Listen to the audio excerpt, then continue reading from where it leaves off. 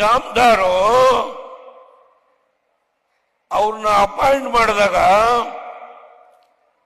ಮೊಳದುದ್ದ objection ಹಾಕಿದ್ರು. ಮುದ್ದಪ್ಪನವರು, ನಿಜಲಿಂಗಪ್ಪನವರು ಅಳಿಯ, ಅವರಿಗೆ 4161 ಎಲ್ಲ ಅಧಿಕಾರ ಕೊಡುವಂತ ಶಕ್ತಿಯನ್ನು ಏನು ತೀರ್ಮಾನ ಮಾಡಿದೆ. ಇಲ್ಲಿ ಲಾಯರ್ಗಳದು ಹಾವಳಿ ಅವರಿಗೆ ಸುಗ್ಗಿ.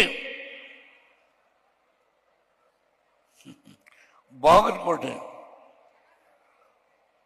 ನೂತನ ಟೌನ್ಶಿಪ್ ಯಾರೋ ಬಂದಿದ್ರು. ಈ ಪಕ್ಷ ಒಂದು ಪ್ರಾದೇಶಿಕ ಪಕ್ಷ ಇದು.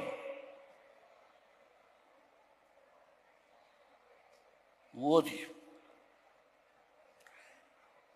ಯಾವ ಜವಾಬ್ದಾರಿಗೆ ಬಂದ್ರೋ ಆ ಮನುಷ್ಯ ಹೇಳ್ತಾನೆ, ಒಂದು ಜೀಪು,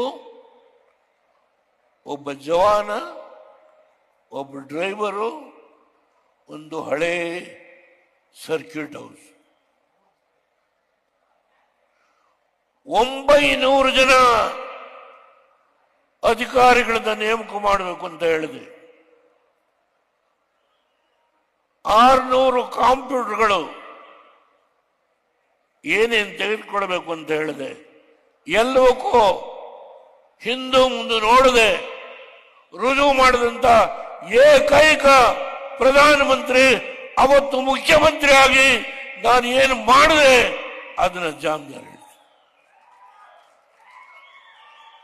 ಜಾಮದಾರ್ ಲಿಂಗಾಯತ್. ಆ ಮನುಷ್ಯ ಹೇಳ್ತಾರೆ, ಒಬ್ಬ ಒಕ್ಕಲಿಗ ಅವತ್ತು ಸಂಘರ್ಷ ಇತ್ತು, ಅದೆಲ್ಲವನ್ನು ಮರೆತು ಈ ನೀರನ್ನು ಉಳಿಬೇಕು, ಉಳಿಸ್ಬೇಕು.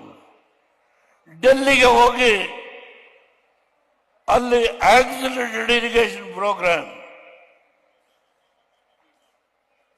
ಅವ್ರು ಹೇಳ್ತಾರೆ 20,000 ಕೋಟಿ ರೂಪಾಯಿ ಆ ಒಂದು ಹೊಸ ಸ್ಕೀಮ್ನಿಂದ ಬಂದಿದೆ ಈ ಅಪ್ಪರ್ ಕೃಷ್ಣ. ಅವ್ರು ಹೇಳಿದ್ದಾರೆ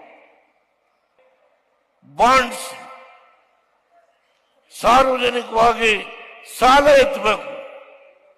ನಾನು ಸಿದ್ದರಾಮಯ್ಯನ ಹಣಕಾಸಿನ ಮಂತ್ರಿ, ಅವ್ರನ್ನೇನೂ ಕೇಳಲಿಲ್ಲ, ಅವ್ರು ಆರಾಮಾಗಿ ಇದ್ದಾರೆ. 18% ಬಡ್ಡಿ. ಅರೆ, ಫಿಯರ್ಲೆಸ್ ಕಂಪನಿಯಿಂದ ಸಾಲ ತಂದಿದ್ದಾರೆ. ದೇವೇಗೌಡರು 18% ಬಡ್ಡಿ ಕೊಡ್ತಾರ? ನಂಬಿಕೆ ಹುಟ್ಟಬೇಕಲ್ಲ. ನಾನು ನನ್ನ ಹೆಂಡತಿ ನಾವಿಬ್ಬರು ಮೊದಲು 2 ಲಕ್ಷ ರೂಪಾಯಿ ಬಾಂಡ್ ಅನ್ನ ತೆಗೆದುಕೊಳ್ತೇವೆ.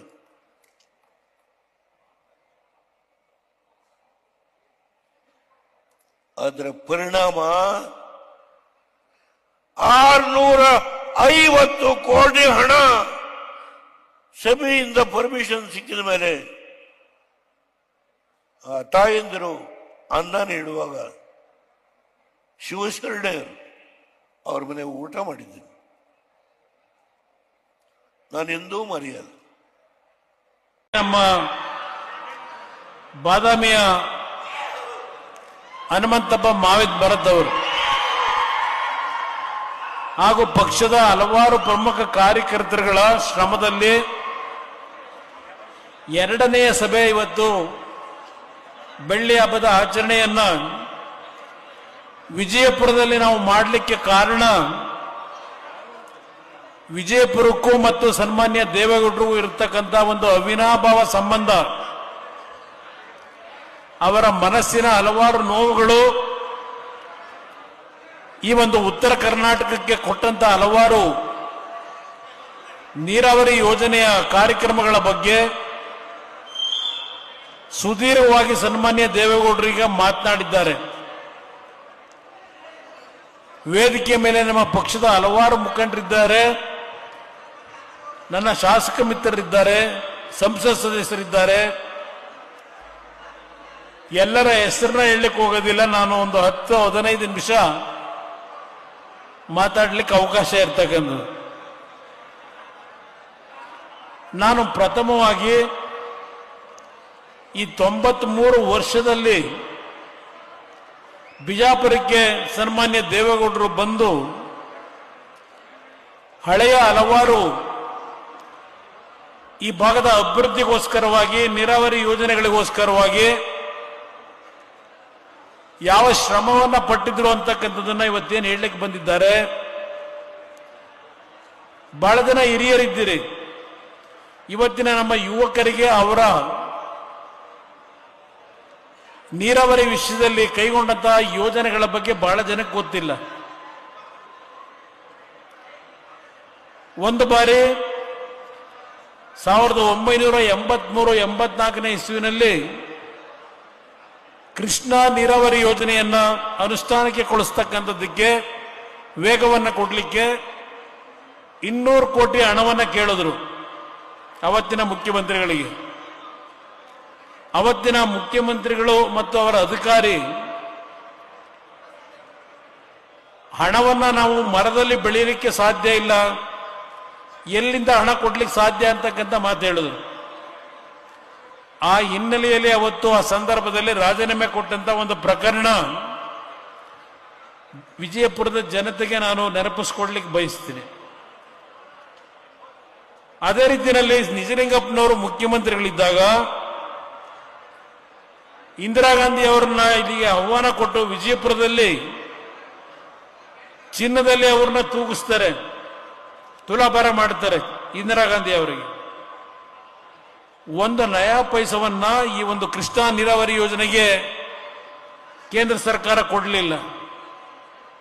ಯಾವುದೇ ಸರ್ಕಾರಗಳು 50 ವರ್ಷದಲ್ಲಿ ಈ ಒಂದು ಭಾಗದ ನೀರಾವರಿ ಯೋಜನೆಗಳಿಗೆ ಹಣವನ್ನು ಕೊಡಲಿಲ್ಲ. ನಿಮ್ಮಗಳ ಆಶೀರ್ವಾದದಲ್ಲಿ ದೇವೇಗೌಡರು ಪ್ರಧಾನಮಂತ್ರಿಗಳಾಗ್ತಕ್ಕಂಥ ಒಂದು ಅವಕಾಶಗಳೇನು ದೊರಕಿತು. ಅವತ್ತು ಅವರು ಕೈಗೊಂಡಂತಹ ಒಂದು ತೀರ್ಮಾನದ ಹಿನ್ನೆಲೆ ಉತ್ತರ ಕರ್ನಾಟಕದ ನೀರಾವರಿ ಯೋಜನೆಗಳಿಗೆ ಸುಮಾರು 20,000 ಕೋಟಿ ರೂಪಾಯಿಗಳು ಬಂದಂಥದನ್ನ ಉತ್ತರ ಕರ್ನಾಟಕದ ಜನತೆ ಮರಿತಕ್ಕಂಥದ್ದಲ್ಲ ಅನ್ನೋದನ್ನ ನಿಮ್ಮಲ್ಲಿ ಕೈ ಜೋಡಿಸಿ ಮನವಿ ಮಾಡ್ತೇನೆ.